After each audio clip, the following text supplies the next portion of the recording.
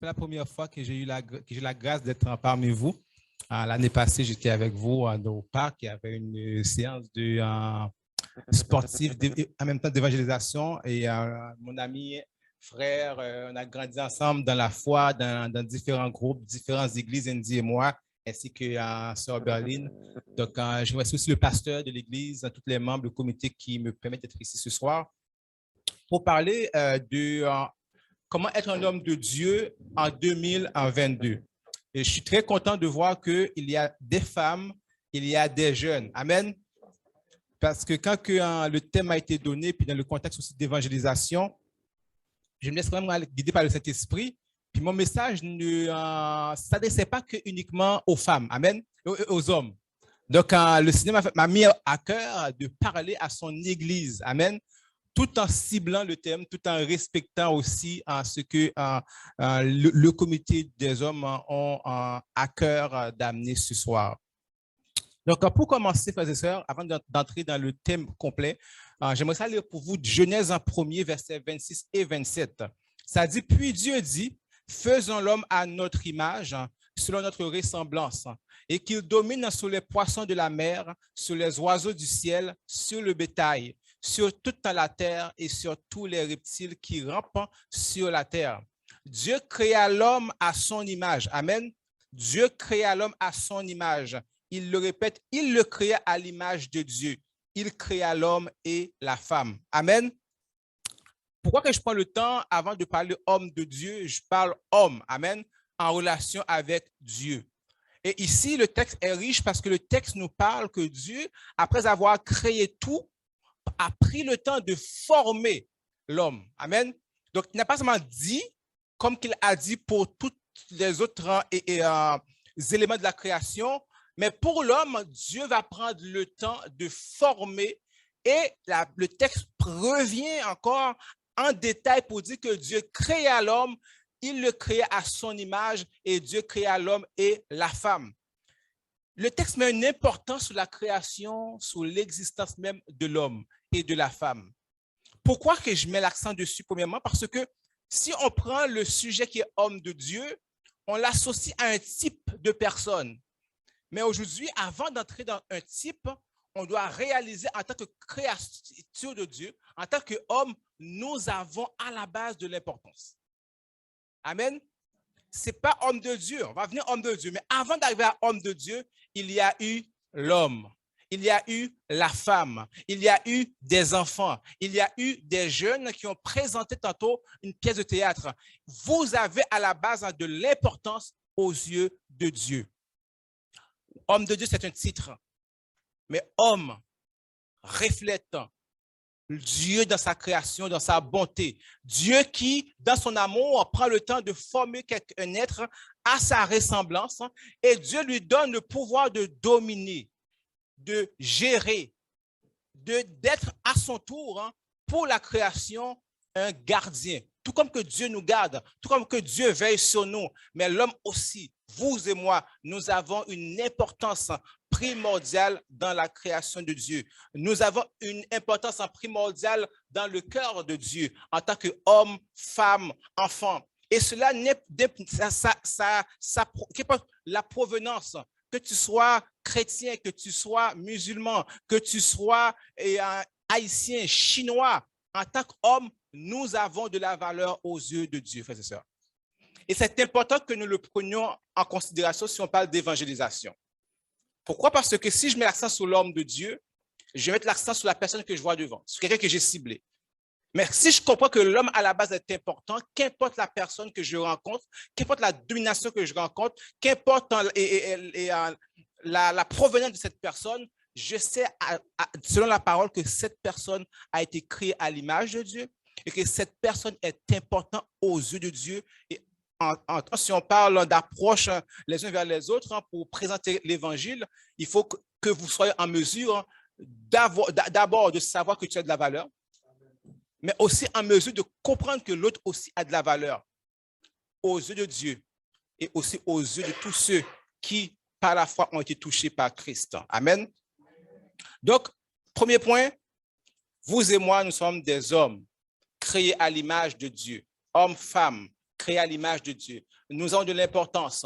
Dieu nous a mis pour dominer. Être à la ressemblance de Dieu veut dire que Dieu nous donne des capacités qu'il a. Dieu s'associe à nous.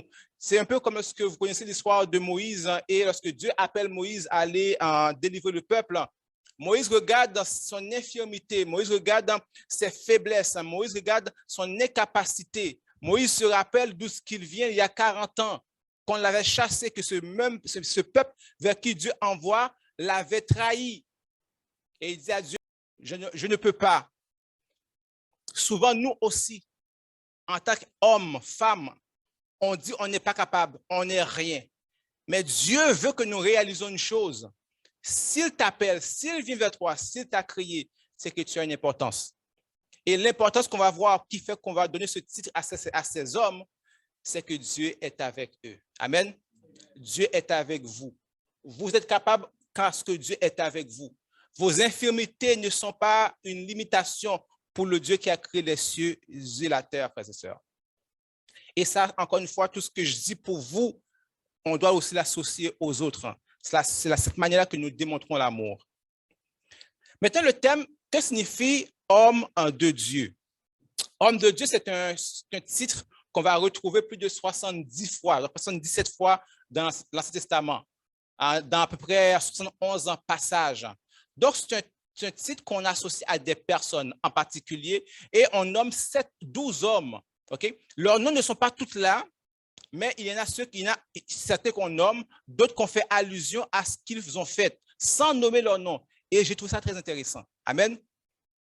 Parce qu'on va voir une chose, c'est que en tant qu'homme de Dieu, dans ma jeunesse à moi, lorsqu'on parle des hommes de Dieu, c'est un petit temps de privilège. Hein? Être un homme de Dieu, c'est prestigieux. Être un homme de Dieu, m'appeler homme de Dieu, c'est me mettre à part de la foule. Hein? Il y a les chrétiens et il y a l'homme de Dieu. Amen. Mais lorsque je réalise que plusieurs de ces hommes de Dieu, même leurs noms ne sont pas cités, je comprends que l'accent n'est pas mis sur l'homme de Dieu, mais sur Dieu. Amen. La Bible attire notre attention sur quelque chose d'important. C'est Dieu qui fait que l'homme a une importance aussi extraordinaire. Et c'est pour cela que Christ, lorsqu'il est tenté par le diable la première fois, Satan essaie de faire de quoi? De le sortir du plan de Dieu, le sortir de la relation avec Dieu. Parce que s'il n'a pas Dieu, qu'est-ce qu'il a? Il n'a plus rien. Mais Christ dira, l'homme ne vivra pas seulement de pain, mais de toute parole qui sort de la bouche de Dieu. Le pain représente source de vie, ça représente ce que tu manges de l'énergie pour pouvoir travailler. Mais celui qui a Dieu dans sa vie, il a toute l'énergie spirituelle pour fonctionner, pour faire la différence dans tout ce qu'il fait. Pourquoi? Parce que Dieu est avec moi. Je m'en souviens un passage que Caleb va dire, lorsque Caleb arrive, Caleb c'est celui avec Josué qui avait été visiter la terre promise et qui revient sous l'ordre de Moïse. Et il y avait 12 espions dans ce temps-là. Puis les 10 autres disaient à Moïse, au peuple, là, c'est pas possible. C'est impossible pour que nous, en tant que ce petit peuple que nous sommes, nous puissions traverser et combattre contre ces géants. Et Caleb et Josué ont un discours complètement différent. Ils ont dit, regardez la richesse. Regardez la bonté. Regardez tout ce que Dieu avait dit dès le début et jusqu'à présent, c'est la réalité. Alors, si ce que Dieu avait dit, on le voit, c'est qu'il va aussi accomplir sa promesse. Amen.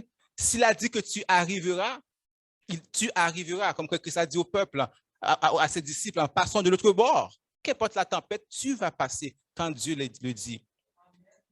Mais Caleb, malgré son âge très avancé, lorsqu'il va arriver dans la terre promise, la Bible nous relate que Caleb avait visualisé une ville, un territoire où il devait franchir des montagnes et qu'il y avait encore des géants. Et Caleb a dit, moi, c'est ça que je veux. Parce que, chose certaine, si Dieu est avec moi, malgré qu'il est très avancé dans l'âge, j'aurai la victoire. Voici l'objectif de tout homme de Dieu. S'assurer que Dieu est avec soi.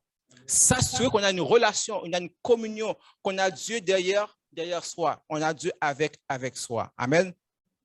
Donc, homme de Dieu, aujourd'hui encore, va désigner aussi non seulement ces hommes que je parle dans la parole, mais aussi au niveau ecclésiastique, toute personne qui en sert Dieu d'une façon fidèle, intègre, qui se donnent à Dieu, on appelle ces hommes des hommes de Dieu. On voit qu'ils sont mis à part, qu'ils aiment Dieu d'un amour en profond. Donc, on dit, ça, c'est un vrai homme de Dieu.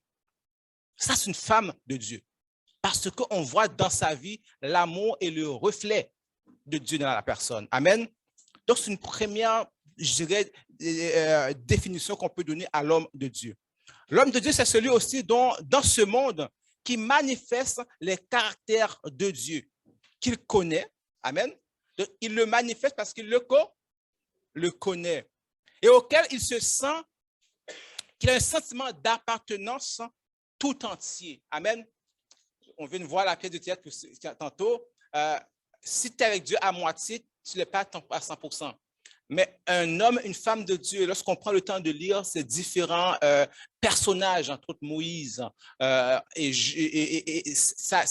Samuel, on nommerait plusieurs qui se sont donnés à Dieu. Samuel particulièrement, la parole nous dit que Samuel retenait tout ce que Dieu lui disait et ne laissait rien tomber. Amen. Donc, Samuel connaissait, comprenait Dieu et avait une relation, une confiance en totale avec Dieu. Parce que très souvent, frères et sœurs, nous marchons dans la connaissance, mais nous n'avons pas encore une compréhension, une révélation de Dieu. On est un peu à l'étape de Job. Amen. On fait tout par crainte. On fait tout parce que nos parents nous ont dit. On fait tout parce que le pasteur nous a dit. On fait tout, on vient, on sert. Mais on n'a pas encore rencontré le Seigneur. On n'a pas encore connu cette expérience. Et des fois, c'est dans la douleur. Des fois, aussi, c'est dans les bonnes choses. Ça dépend de notre caractère. Hein? Dieu nous connaît. Amen.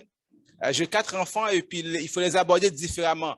Mais une fois que tu connais leur caractère, c'est très facile d'obtenir d'eux soit l'obéissance ou quelque chose d'autre. Pourquoi? Parce que tu sais comment les aborder.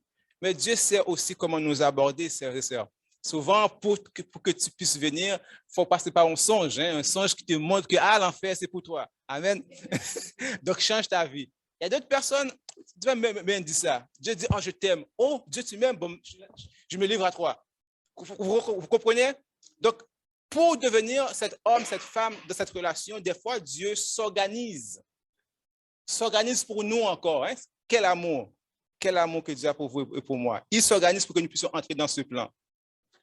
Non seulement il se donne en entier à Dieu, c'est un vivant il vit près de Dieu. Il se nourrit de la parole de Dieu. Tout comme que Christ va dire dans Matthieu 4, verset 4, hein, il dit que l'homme ne vivra pas seulement de pain, mais de toute parole qui provient de la bouche de Dieu. Donc, il a la connaissance de sa pensée et peut ainsi parler et agir de sa part. On va le voir à travers quelques exemples. Amen. Donc, l'homme de Dieu dans l'Ancien Testament, parce que comme je dis, c'est un thème qu'on retrouve dans l'Ancien Testament, c'était un homme aussi qui représentait Dieu. Amen. C'est un titre, mais qui avait une fonction en même temps. Lorsqu'on parle d'un homme de Dieu, on fait référence à quelqu'un vers qui on va aller pour pouvoir obtenir des fois des révélations, pour savoir la pensée de Dieu, pour avoir la guérison, pour avoir une direction. Donc, on va vers ces hommes de Dieu qui étaient quand même rares. Amen. Je vais rapidement vous lire un passage et de là, on va sortir quelques éléments importants qui va faire la caractéristique d'un homme de Dieu. C'est dans 2 Rois 5. 2 Rois 5. Donc, une histoire que vous connaissez sûrement très bien, c'est l'histoire de Naaman le Syrien. Amen. Si vous ne le connaissez pas, jeune comme vieux, prenez le temps de lire l'histoire de Naaman, c'est d'une beauté. Que ce soit l'histoire de Naaman lui-même, que ce soit la jeune femme, la jeune fille qui a été captive, qui se retrouvait chez les Syriens, que ce soit l'action que Élisée va faire, je trouve que tout est magnifique, tout est beau, tout est riche dans ce passage. Je vais lire pour vous, ça dit, Naaman, chef de l'armée du roi syrien, jouissait de la faveur de son maître et d'une grande considération, car c'était par lui que l'Éternel avait délivré les Syriens. Je m'arrête 2 secondes ici. Amen. Au début, je vous ai dit que tout homme était important. Amen. Qu'importe ta religion, qu'importe ton lieu d'origine. Et ici, il dit que toutes les victoires que Naaman avait accordées ou apportées à son peuple étaient de la part de qui? De l'Éternel. Il ne dit pas à Dieu, il précise de l'Éternel, frères et sœurs. Et c'est pour cela que qu'importe, lorsqu'on parle d'évangélisation, l'homme n'aura pas d'excuses. Parce que qu'importe où ce que tu es, tes capacités, tout ce que tu as comme bénédiction, vient de qui? De l'Éternel. Et ça, c'est un élément d'évangélisation. Qu'est-ce que tu as? Qu'est-ce que tu as? Qu'est-ce que la grâce que tu as? Sais-tu d'où ce que ça provient? C'est l'Éternel. Puis un jour, ces choses que Dieu t'a données vont te servir soit pour te rapprocher ou au jugement pour que tu sois condamné. Parce que Dieu va dire, voici ce que je t'ai donné, voici comment que je me suis manifesté à travers de toi pour toi. Mais tu n'es même pas reconnu. Amen. Donc, ici, le texte précise que Naaman, le Syrien, avait été victorieux de ces guerres grâce à l'Éternel. Le texte continue de dire, mais cet homme fort, vaillant, était lépreux. Or, les Syriens étaient sortis par troupes et ils avaient emmené captif une petite fille du pays d'Israël. Elle était comment? Une petite fille. Amen. C'est là que je parle, c'est pour ça que j'étais heureux de voir qu'on n'est pas que des hommes. Parce que la parole ne parle que des hommes. Amen. La parole parle des enfants, des jeunes. Donc, vous avez de la valeur. Amen. Vous pouvez parler pour Dieu, qu'importe l'âge que tu as. Cette jeune enfant qui a été pris captif de son pays, surtout dans un milieu où elle devient l'évangélisatrice, celle qui apporte la parole, celle qui fait savoir que dans son pays, Dieu existe. Il y a un homme qui représente Dieu. Amen. Le texte ne dit pas après qu'est-ce qui va arriver à cette jeune fille, mais j'imagine la reconnaissance que Naaman va devoir avoir, que la femme de Naaman va avoir, que le roi qui appréciait Naaman va avoir par rapport à cette jeune fille, parce qu'elle a fait la différence dans la maison du roi. On parle souvent de Josué et de Joseph, qui était jeune, qui a fait la différence, mais vous aussi, moi aussi, vous pouvez faire la différence, qu'importe l'âge que vous avez. Parce que homme de Dieu à la base va signifier une relation, une intimité avec le Seigneur, et Dieu parle à travers de chaque personne, homme, femme, enfant. Verset 4 nous dit, Naaman, je saute un peu, on tombe au verset 3. Et elle en dit à sa maîtresse, or, si mon Seigneur était auprès du prophète qui était à Samarie, le prophète le guérirait de sa lèpre. Naaman alla dire à son maître, la jeune fille du pays d'Israël a parlé de telle et de telle manière. Je l'évite à cause que je pense que le temps est très avancé, d'accord? Et le roi dit, va, rends-toi à Samarie, et j'enverrai une lettre au roi d'Israël. Il partit, prenant avec lui 10 talents d'argent, 6000 cycles d'or et 10 vêtements de rechange. Il porta au roi d'Israël la lettre, où il était dit, maintenant, quand cette lettre te sera parvenue, tu sauras que je t'envoie Naaman, mon serviteur, afin que tu le guérisses de sa lèpre. Verset 7 nous dit, après avoir lu la lettre, le roi d'Israël déchira ses vêtements et il dit, suis-je Dieu? Wow. Ici, on parle le roi d'Israël. Amen. Le représentant de la nation. Ce n'est pas pour rien que le roi syrien envoie la lettre au roi d'Israël. Amen. C'est que le roi devrait représenter même Dieu. Parce que Israël était un peuple qui avait qui servait Dieu. Et donc, si il y a quelqu'un qui doit pouvoir guérir, qui doit pouvoir avoir l'autorité, qui doit pouvoir décider, c'est bien le roi. C'est comme ça que les Syriens le comprenaient. Mais le roi d'Israël qui n'avait pas de relation avec Dieu, qui n'était pas un homme de Dieu, amen, va dire, suis-je Dieu? Il reconnaît que Dieu guérit, mais il reconnaît en même temps que par lui, Dieu ne peut rien faire. Amen. Et aujourd'hui, nous devons reconnaître qu'à travers de nous, Dieu peut tout. Amen. Dieu peut tout faire. Paul va dire, je puis tout par celui qui me fortifie, dans les bons, dans les mauvais temps. Dieu peut tout faire. Je n'ai pas besoin d'être Dieu parce que Dieu est en moi. Dieu est avec moi, Dieu est autour de moi. Rappelez-vous de Caleb. Pour faire nuire, pour faire mourir, ça c'est le roi qui continue son discours, il dit, suis-je Dieu pour faire mourir et pour faire vivre, pour qu'il s'adresse à moi afin que je guérisse un homme de sa lèpre. Sache donc et comprenez qu'il cherche une occasion de dispute avec moi. Amen. Lorsqu'on n'est pas un homme de Dieu, les défis deviennent un élément de chicane. Les circonstances où ce que Dieu veut t'élever deviennent un élément de conflit avec les autres. Amen. Mais Dieu a un homme. Hein? Dieu a toujours quelqu'un qui porte son nom. Élie qui se pensait toujours seul. Mais Dieu a dit non, non, non, non. Calme, calme, calme. Moi, j'ai 7000 encore. Amen. J'en ai d'autres. Nous ne sommes pas seuls dans le combat de la foi. Il y en a toujours d'autres. Dieu les connaît et Dieu vous connaît. Mais ce que Dieu désire le plus, c'est que toi, tu sois une de ces personnes. Amen. Ne cherchez pas qui sont les hommes de Dieu.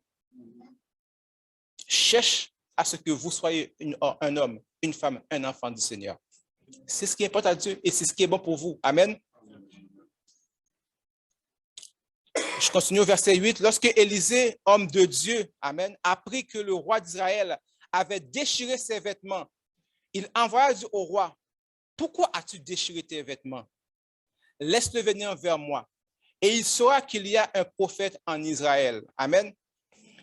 J'aime ici, il dit, il saura qu'il y a un prophète. Donc, ça c'est quoi un prophète? C'est quelqu'un qui parle au nom de Dieu ou de la part de Dieu. Donc, qui parle? C'est l'homme. Mais qui parle, c'est? Il n'y a pas dit qu'il y a, dis-lui qu'il y a Élisée ici. Un gros Élisée, non. Un gros pasteur là. Souvent, c'est ça qui arrive. Hein?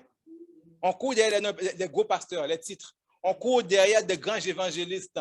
Mais on oublie que c'est Dieu. Le même Dieu qui est avec lui, qui est avec toi aussi. La seule différence, comme dans Hébreu, il va dire, mais il est un homme comme vous et moi. La seule différence, il avait de la foi. Amen. Amen. Moi, je dis à Dieu, s'il n'y a pas de berge dans ma vie, ce n'est pas Dieu. C'est que je manque de foi. Le jour que ma foi va grandir, je vais voir des miracles et je vais faire des miracles. Parce que la puissance de Dieu nous accompagne tout le temps. Parce qu'il a dit, voici les miracles qui accompagneront ceux qui auront cru. Je crois pour le salut, mais je ne crois pas pour le miracle. Ça arrive, frères et sœurs. Je crois au salut, mais je ne crois pas à la délivrance. Surtout quand ça demande que je fasse de l'effort. Amen. C'est plus facile d'aller voir le frère pour prier pour moi que moi de prier pour moi-même. Encore moins pour prier pour quelqu'un d'autre. C'était cette semaine, on m'a appelé pour aller visiter un frère qui est en soins palliatifs. Puis de la maison, je priais. Seigneur, qu'est-ce que je vais dire? Comment que je dois arriver? On parle de soins palliatifs, ça fait des mois et des mois qu'on prie pour la personne. Le Seigneur n'a pas permis qu'il se relève de son état. Et là, les parents ont décidé, bon, finalement, ils vont l'enlever, ils vont le débrancher. Mais il vit encore sans être embranché, c'est extraordinaire. Puis là, je priais, mon frère et soeur, j'étais complètement... Nous sommes mathématiciens, OK? Je fais tout le calcul possible. Pour réaliser pas de foi. Mais dans le fait que je manquais de foi, je cherchais la foi. Je cherchais, Seigneur, comment que je dois être? Qu'est-ce que je dois dire? Comment pour qu'il y ait une différence? Et la différence n'est pas forcément que la personne puisse lever et marcher. La foi, à la base, vient de la parole de Dieu. Donc, ce que Dieu te donne comme conviction pour dire et faire, et si tu le dis, tu agis par la foi. Les résultats, c'est Dieu. C'est très, très important. C'est ça que nous, on veut voir, on veut faire, on veut que les gens l'associent à nous. Mais il ne faut pas chercher à l'associer à soi-même. Dès qu'on fait ça, là, on perd la vision de Dieu. On met tout sur nous. Il y a beaucoup d'hommes, de pasteurs, de dirigeants d'église qui ont beaucoup de stress. Parce que pour eux, s'il n'y a pas beaucoup de monde, c'est à cause d'eux. Non. Dieu a, pour chaque église, amen, Dieu a un peuple. Pour chaque église, Dieu a un message. Si vous prenez le temps de lire les 7 lettres aux églises, frères et sœurs, pas de qui pareil. Dieu connaît son cœur, son peuple. Il sait où te diriger. Amen. Donc, lorsqu'il te dirige quelque part, Seigneur, merci, qu'est-ce que tu veux que je puisse apprendre, que je dois apprendre? Qu'est-ce que je dois faire? Et le Seigneur se glorifiera. S'il veut remplir le lieu, il va le remplir. Amen. Mais s'il veut rendre encore moins pouvoir en purifier, il le fera aussi. La gloire revient à Dieu, frères et sœurs, non pas à nous. Et Élisée, c'est une chose que Élisée va nous démontrer aussi. Donc, il dit qu'il va et que laisse-le venir à lui pour qu'il puisse voir qu'il y a un prophète. Donc, quelqu'un qui parle de Dieu, qui représente en Dieu. Naaman vient avec ses chevaux et son char. Amen. Regardez comment que Naaman vient, avec toute sa gloire. Tout un pouvoir. Il y a des cadeaux, avec serviteurs, il est entouré, vêtements de rechange. Amen. Wow. Par contre, ce n'est pas son moi ou. Mais il était prêt, lui. Amen. Mais Dieu, à un instant, il est capable de changer la situation quand il veut. Donc, je continue. Puis, donc, Élisée qui dit, pourquoi tu déchires tes vêtements? Il dit, laisse-le venir à moi et il saura qu'il y a un prophète en Israël. Naaman vint avec ses chevaux et son char et il s'arrêta à la porte de la maison d'Élisée. Élisée fit dire par un messager. Par contre, non. C'est quelqu'un qui m'a dit. Non, mais la moindre chose, une caillou sorti à recevoir mon nom. Mais Élisée dit non. Et ce n'est pas par manque de politesse. Hein. Amen. C'est ça qu'il faut comprendre. Qu'est-ce que le texte veut nous dire? Quand on lit un texte, que dit le texte, mais qu'est-ce que le texte veut réellement dire? Parce qu'il faut comprendre que Élisée a eu d'autres activités où ce que Élisée lui-même s'est présenté. Élisée a pris soin des Syriens, il les a amenés, il les a nourris, il les a retournés. Donc, Élisée n'est pas quelqu'un qui ne reçoit pas les gens. Amen. Mais ici, le texte veut nous dire quelque chose qui est très important. Et pour que le message puisse bien passer, il fallait que Élisée reste en dehors de la gloire de l'Éternel. Et des fois, Dieu te sert de toi pour sa gloire. Amen. Il veut que tu sois là. Il faut me poser des mains pour qu'il guérisse. Mais il y a des fois, mon diable dit, reste chez toi, prie pour lui. Il va être guéri, mais c'est toujours moi qui agis. Donc, c'est ce qui va arriver ici. Dieu dit à Élisée, juste voyons mon deal. Samdoula, ou qu'a dit mon ni, et après quand même. La parole de Dieu est puissante. Amen. Amen. Donc, Élisée lui fit dire par un messager, va et lave-toi 7 fois dans le Jourdain. Ta chair deviendra saine. Puis j'aime ça. Il ne dit pas redeviendra. Amen. Deviendra. Donc, une étape de plus. Chair est belle, mais la vie est plus belle. Donc, son régénération, c'est quelque chose de plus merveilleux que Dieu veut démontrer à Naaman. Oh Seigneur, que ton nom soit béni. Et tu seras pur. 2 étapes. Ta chair sera saine et tu seras pur. Si je fais de l'exégèse, pourquoi on parle de la peau qui est saine et tu seras pur? Pour moi, je vois qu'il y a quelque chose de plus encore une fois. Amen. Le texte, il est venu pourquoi? Pour que sa chair soit saine. Donc, une peau saine, c'est une peau qui n'a plus de lèpre. C'est une peau maintenant qui fait en sorte qu'il peut avoir des contacts avec les gens. Présentement, il n'est pas capable. Donc, une fois saine, il peut retrouver la société. Il peut encore revenir comme un chef, comme un leader de l'armée.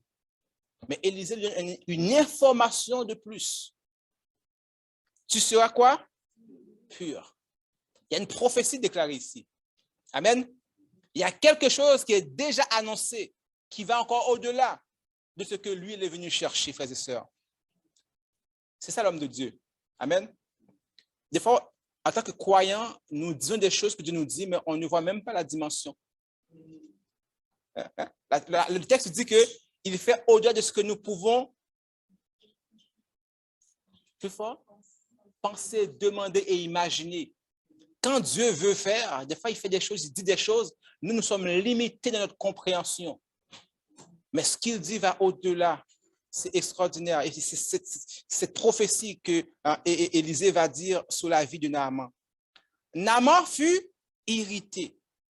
Il s'en alla en disant, voici, je me disais, il sortira vers moi. Amen. Vous comprenez pourquoi que Dieu a décidé qu'il ne devait pas sortir? Parce qu'en sortant d'une part, il vient glorifier celui qui vient. Par contre, on connaît l'histoire de Jésus-Christ avec le pharisien Simon. Il rentre chez Jésus, Jésus rentre chez lui, il l'invite, Yoshitaya ou manger. Il fait mal de plat pied, il le reçoit comme s'il reçoit quelqu'un qui était inférieur à lui-même. Amen. Et là, ici, Naaman voulait qu'on le reçoive comme un grand, comme un seigneur, comme un homme important. Parce que dans son pays, il est quoi? Il était important.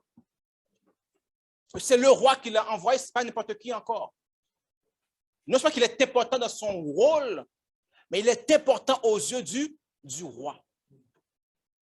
Et Élisée n'ose même pas sortir. Il envoie quelqu'un. Il t'a dit à la porte là, il dit, eh bon, ouais, fais ça. Même pas. Même pas même visage moins. Ils vont serviteur, quelqu'un lui dire. Et le roi et Naaman est irrité. Ce n'est pas fâché. Hein? Ou quand fâché ou pas irrité. Amen. Leur irrité sont l'autre niveau. Lui, il a atteint le niveau d'irritation face au comportement, l'attitude, le manque de respect d'Élisée envers lui. Il dit, Naaman fut irrité, il invoqua le nom, excuse-moi, je reviens encore le passage. Naaman fut irrité et il s'en alla en disant, voici, je me disais, il sortira vers moi, il se présentera lui-même, il invoquera le nom de l'Éternel, son Dieu. Amen. Regarde la pensée. Donc, il est venu structurer dans sa pensée, dans son comportement, pour rencontrer quelqu'un qui doit agir comme que lui voudrait. Sachant que cet homme-là décide comment que lui doit agir. Mais ce n'est pas ça un homme de Dieu. Un homme de Dieu n'agit pas comme qu'il veut. Il agit de la façon que Dieu veut. C'est ce qui fait qu'il est un homme de Dieu. Si j'agis comme que je veux, je suis moi-même. Mais quand j'agis comme que Dieu demande que j'agisse, je suis l'homme de Dieu. Et c'est pour ça que Christ est l'homme et Dieu, et qui a été l'homme de Dieu parfait. Il a dit, je suis venu pour quoi faire? La volonté de mon Père.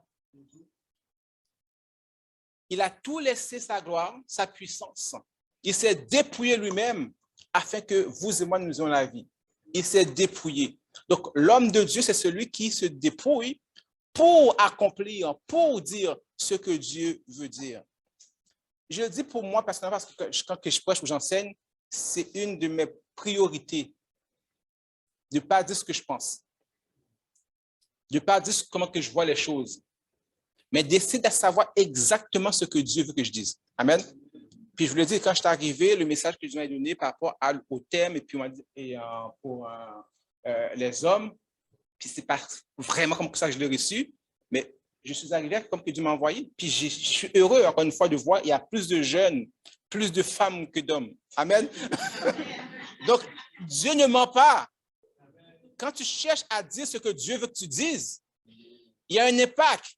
Souvent, là, quand je viens avec ma philosophie, mes connaissances, j'apporte de la connaissance. Mais l'impact spirituel vient de l'Esprit de Dieu. Et c'est important que c'est cette parole déclarée au bon moment qui a fait porter, germer le fruit dans le cœur de la personne. On ne passe à côté. On a philosophie, puis on passe à côté. Amen. Donc, c'est important en tant que nous, comme prédicateurs, comme enseignants, de toujours chercher, pas à convaincre, mais à savoir qu'est-ce que Dieu veut dire à tel moment, à telle circonstance. Parce que les choses changent, les paroles peuvent changer. Dieu connaît. Donc, on parle de révélation, on parle de paroles de connaissance. Amen. On parle de paroles de sagesse pour les situations. Parole de connaissance pour aller toucher les cœurs, pour montrer que Dieu est là, Dieu voit, Dieu sait. Amen. Donc, c'est ça. Comment que Dieu utilise ces hommes de Dieu, ces femmes de Dieu pour pouvoir faire la différence. Amen. Je continue rapidement. Il continue avec sa réflexion par rapport il invoqua l'Éternel son Dieu. Il agitera sa main sur la place et guérira le lépreux. Donc, quand la scène était déjà faite, il savait déjà qu'est-ce qu'il fallait faire. Donc, probablement que Naaman était déjà à chaman. Amen. Dans le pays. Il connaît qui j'ai fait. Amen. Et puis, c'est important. C'est très important, je le dis pour nous en tant qu'Haïtiens. Les paroles de Dieu ne sont pas des formules magiques. Amen. Souvent, on répète les choses comme si c'était une formule magique. S'il me dit le comme ça a bien tel résultat, ça ne marche pas avec Dieu. Même les guérisons de Jésus-Christ ont toutes été différentes. Toutes, ils ont touché, ils ont parlé, ils ont voyé. Il n'y a pas de formule magique avec Dieu. Il y a la foi. La foi, Dieu utilise ce qu'il a dit puis il le fait. C'est important. Amen. Je ne sais pas qu'on Bible au complet, mais vous avez fait miracle parce que j'ai la foi. Je peux apprendre toutes les psaumes, les lire à l'envers, devant, derrière, on n'est pas privé si mon Dieu parle. Mais quand que Dieu veut, une parole seulement fait la différence. L'enfant a dit une parole qui fait la différence dans la vie de quelqu'un d'extrêmement important pour son pays. Les fleuves de Damas, l'Abana et le Papar ne valent-ils pas mieux que toutes les fleuves, les eaux d'Israël? La comparaison, frères et sœurs. On donne de la valeur à une personne parce que nous, elle a plus d'études. Amen. On définit l'homme de Dieu par rapport à ses études, par rapport à l'immensité des gens qui l'entourent, par rapport au bien qu'il a. Amen. Des fois, si la personne a une église ou sinon qu'il est riche, donc c'est qu'il a un succès. Naaman dit même, si tu peux avec nous de l'eau parle beaucoup mieux que fleuve ça. Amen. Ça, maintenant, mon cher. Et Naaman, là, oui, viens ainsi savoir. Mais c'est souvent, on le fait sans savoir. Sans savoir, nous dénigrons, on compare puis on dénigre la gloire de Dieu dans quelqu'un. La délivrance était dans ce fleuve. La délivrance pour lui, c'était là. Amen. Un bébé peut être une délivrance pour vous et moi, frères et sœurs. Il ne faut pas minimiser ce que quelqu'un peut faire, qu'est-ce que Dieu peut faire à travers de quelqu'un. Et d'abord, si on minimise, c'est qu'on minimise Dieu. Parce qu'on dit Dieu pas agir dans telle personne. Donc la personne est quoi? Ouais, mon nom par le bon Dieu d'elle. Mais c'est ça. Il faut réaliser que la gloire de Dieu est dans n'importe qui. N'importe qui peut faire la différence au jour de la délivrance. N'importe quel fleuve ici pouvait faire la différence quand Dieu déclare quelque chose. Amen. Donc la comparaison que Naaman va faire ne sera pas utile. Ça va au contraire le pousser à fuir la délivrance, à fuir la grâce, à fuir la bonté de Dieu, parce qu'il ne cherche pas à voir réellement Dieu, mais il y a une façon de faire. Il y a beaucoup de fois dans notre vie, nous déterminons comment que les choses doivent passer, sans chercher à savoir qu'est-ce que Dieu veut et quand que ça doit passer dans le plan de Dieu. Il continue, il dit, ne pourrais-je pas m'y laver et devenir pur? Et il s'en retournait et partant avec un fureur. Parler avec fureur. Mais ses serviteurs s'approchèrent pour lui parler. Et il dit, mon père. Malgré ça, c'est un homme de bien. Amen. Parce que les serviteurs l'appellent quoi? Mon père. Donc, il était en relation. Malgré l'autorité, malgré les choses, Naaman était un homme accessible. Amen. Est-ce que je suis accessible? Dans la vie, est-ce que je suis accessible? Est-ce que à cause que mon titre, à cause que mon belle maison, est-ce que je suis accessible? Excusez-moi les pasteurs, là, je parle pour vous aussi. Souvent, là, le fait qu'on est pasteur, là, on a tous les doigts. Amen. On a dit en parole, c'est moi qui dis, c'est bon Dieu qui dit. Non. Il faut qu'on soit accessible. Ça veut dire dans les bonnes et les mauvaises choses, il faut qu'on puisse nous parler. On est des humains. Amen. Et l'autre aussi est important devant Dieu. Pas gain plus haut, plus bas. Gain bras, gain jeu, gain tête. Tout important, tout Dieu son cou et tête là. Et Christ à la tête de l'Église. C'est important. Donc, soyons accessibles. C'est une caractéristique des hommes de Dieu. Les vrais, du moins. Amen. Parce que moi, quand je vous dis avant, pour moi, un homme de Dieu, c'était la personne qui était tu sais, qui marche et puis qui a bien des bodyguards. Tu sais. Il est entouré de gens et puis là, il faut faire la route. Il ne faut pas le toucher. Parce que si je le touche, ça le lit. Il est arrivé, merci. Excusez.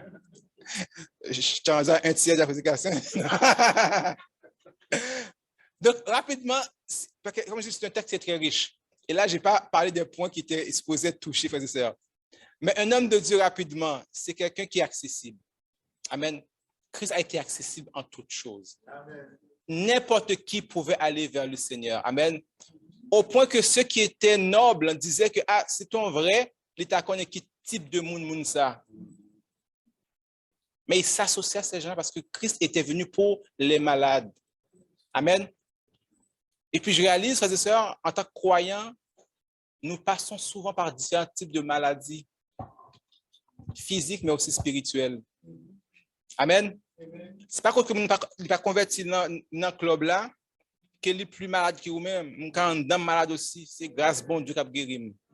Amen. Donc, Christ est accessible autant pour l'interne que pour l'externe. On parle d'évangélisation, on parle d'amour. Christ ne met personne en dehors de la maison. Au contraire, il vous appelle à être dans la maison, car c'est là que la parole transforme et libère.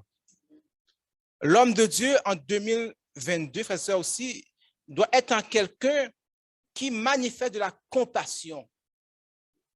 Qui manifeste de la compassion. Si nous réalisons le nombre de fois qu'on parle que Christ a été ému de compassion, il a été touché, il a aimé. C'est très intéressant. Prenez le temps d'aller voir ça. Christ était un homme avec tous les sentiments, les émotions qui le poussaient à agir. Amen. Sans amour, sans émotion, sans compassion, on ne pourra pas faire la différence. On ne pourra pas représenter Dieu. Parce que Dieu n'est pas une structure solide, mais il bouge pour nous atteindre. C'est pour ça qu'on parle du Saint-Esprit, de l'eau de vie. Il bouge, c'est le vent qui passe partout. Il faut qu'il y ait cette facilité, frères et sœurs, de manifester de la compassion. Parce que la compassion, c'est ce qui motive à l'action. Je vais dire encore. La compassion, c'est ce qui va te pousser à agir. Sous ou insensible pour moi, on ne va pas faire rien pour moi. On va critiquer même pendant la terre. On va dire faute. On te dit. Mais aucune compassion, parole. C'est ça qu'on dit que l'amour couvre une multitude de péchés. Car Dieu a tant aimé qu'il a donné. Il faut que nous ayons, qu'on recherche en tant qu'homme, femme de Dieu, enfant de Dieu, avoir de l'amour et de la compassion. Parce que sans ça, nous ne pourrons jamais agir. Et même si nous agissons sans l'amour, 1 Corinthiens 13 nous dit quoi? En vain nous fait. Parce que nous faisons plus gloire par nous. C'est plus Dieu là. OK? Je vous l'ai dit, je peux agir en tant que chronique, mais je peux agir en tant qu'enfant de Dieu. Et ce qui va être pesant devant Dieu, c'est ce que je fais à travers son plan. C'est pour ça que vos actions, mes actions, nos œuvres seront quoi? Pesées. Si on fait action, on va le peser. Donc, il y a une valeur associée à ce qu'on fait. Et ce qu'on fait, on le fait dans l'amour, qui fait ça de la valeur devant Dieu. Donc, la compassion doit nous amener à agir.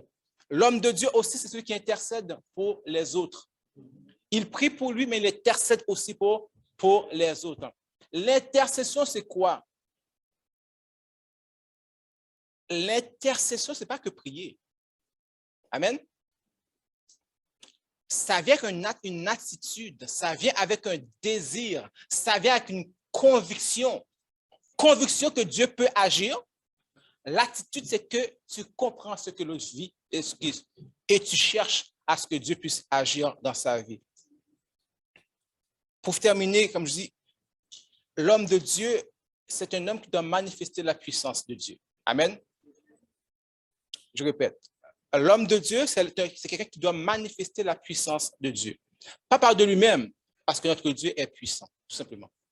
C'est pour ça que la Bible nous dit, quand Christ en parle aux disciples et qu'il leur dit, allez m'attendre, vous recevrez quoi? Une puissance. J'aime bien le texte. Hein? Vous recevrez une puissance. il précise le Saint-Esprit survenant sur vous. Amen. Le croyant qui accepte le Seigneur, le chrétien qui accepte le Seigneur, vous avez une puissance, cet esprit est en vous. Paul dit que ma parole n'est pas la philosophie, parce que dans le temps de Paul, la philosophie était très, très importante. Savoir discourir, c'était important. Essayer de convaincre l'autre avec des arguments, c'était important. Mais dis-moi, ma parole est une manifestation de la puissance de Dieu. L'évangile transforme les cœurs et les circonstances. Et cette puissance nous a été donnée par le Seigneur Jésus-Christ et il n'est pas un menteur.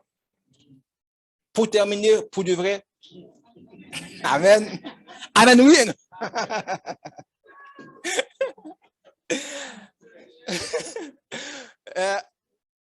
C'est que la plus importante des choses, je vais revenir un peu dès le début. J'ai fait exprès, OK? J'ai dit au début, il y a le thème, mais le début, être un homme de Dieu, être un homme était la chose qui était importante ici à souligner. Mais pour finir, Amen, pour de vrai, on peut chercher à vouloir avoir toutes ces choses pour être un homme, une femme de Dieu, pour ressembler à quelqu'un qui est important, ou quelqu'un à qui Dieu peut agir. Mais sachez que tous les noms qu'on pourrait citer, Moïse et David, qu'importe qui tu peux nommer comme qui ont eu ce titre de homme de Dieu, Christ va dire une chose lorsqu'il parle de Jean-Baptiste. Et ce passage, j'adore. Il dit, Jean-Baptiste, de tous les enfants, tous les hommes qui est né de femmes, il n'y a pas de plus grand. Maintenant, nommez-les. Nommez-les. Pas mal de Josué? Oh non. Jean-Baptiste, au-dessus. David, Jean-Baptiste, au-dessus. Abraham, Moïse, qui est pour les Juifs, qui est Jésus-Christ, non. Mais lui, son autre bagage, son autre niveau. Mais il dit, par contre, le plus petit dans le royaume est plus grand. Amen. Donc, ces hommes ont porté le titre d'homme de Dieu. Mais vous êtes dans le royaume. Je suis dans le royaume. Et ça me positionne comme étant enfant de Dieu. C'est que d'abord, j'aime le texte qui dit, cherchez d'abord le royaume et la justice de Dieu. Et cette justice, nous avons été imputés par grâce, par Jésus-Christ. Donc, si quelqu'un n'a pas encore Christ dans sa vie, cherchez d'abord le royaume des cieux. Et aujourd'hui, il vous est accessible à travers l'œuvre de Jésus-Christ. Que le Seigneur vous bénisse. Amen.